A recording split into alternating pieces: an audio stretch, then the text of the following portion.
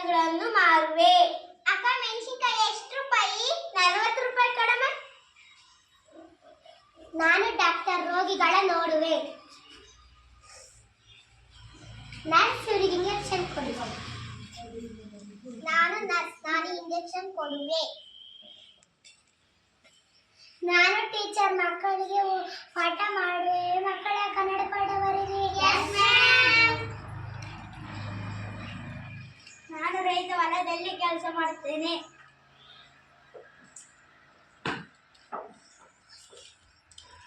ನಾನು ಕುಂಬಾರ, ಮಡಿಕೆ ಮಾಡುವೆ.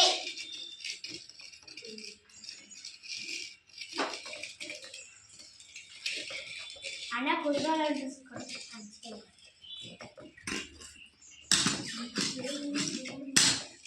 ನಾನು ಕಂಬಾರ, ಕುಡುಗನ್ನು ಮಚ್ಚು ಅನಿಸುತ್ತೇನೆ.